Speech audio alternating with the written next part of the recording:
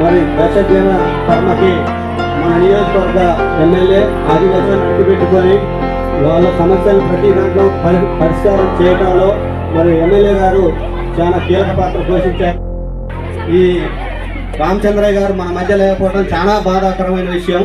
మరి మన ఆదివాసీ పద్మశ్రీ అవార్డు గ్రహీత మరి ఆదివాసీ సమాజం చనిపోయిన ఎక్కడ కర్మలున్నా అక్కడికి వెళ్ళి ఆదివాసీ పద్ధతుల్లో ఆదివాసీ సంప్రదాయ పద్ధతుల్లో మరి ఒక జీవన విధానాన్ని ఆ సంస్కృతిని తెలియజేస్తూ పాటలు పాడుతూ మరి మొన్నటిదాకా మన మధ్యలో గడిపినటువంటి సకలి రామచంద్రయ్య ఈ మన మధ్య లేకపోవడం అనేది బాధాకరం.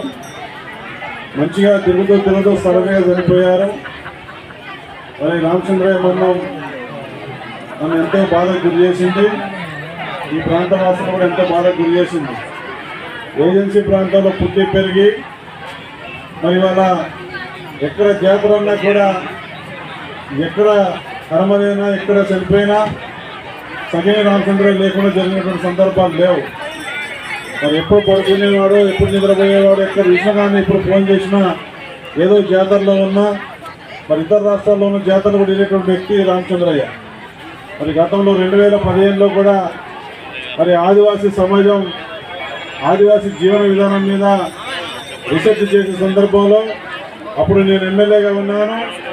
అప్పుడు ఐటీడీఏ దివ్య మేడం గారు ఉన్నారు.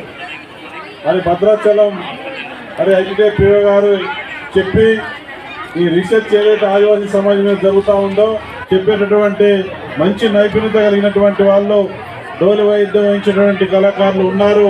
వారి యొక్క మరి టాలెంట్ని బయటకు తీయాలని చెప్పిన సందర్భంలో ఆనాడు చెప్పిందే తడవుగా ఐటీడీఏ దివ్య మేడం గారు మన సమ్మక్క సారక్క గుడి తోకడంలో మరి పెద్ద సదస్సు ఏర్పాటు చేసి ఆదివాసీ జీవన విధానం మీద మరి 2-3 రోజుల పాటు మరి అక్కడ ఆదివాసీ జీవన విధానంలో మరి సకినే రామచంద్రయ్య ఆదివాసీ సమాజం ఆదివాసీ జీవన విధానం ఏ రకంగా మరి ఇంటి ఇలవేల్పులో ఏర్పాటైనవి, ఆ పేరు ఎందుకు వచ్చింది, ఎట్లా వచ్చింది, ఎవరు వరుస అవుతారు, ఎవరు వరుస కారు, మరి ఎవరు ఎన్నో గట్టు, వాటి గురించి పూర్తిగా మరి సుదీర్ఘంగా చెప్పేటటువంటి దమ్మున్నటువంటి నైపుణ్యత ఉన్నటువంటి వ్యక్తి రామచంద్రయ్య.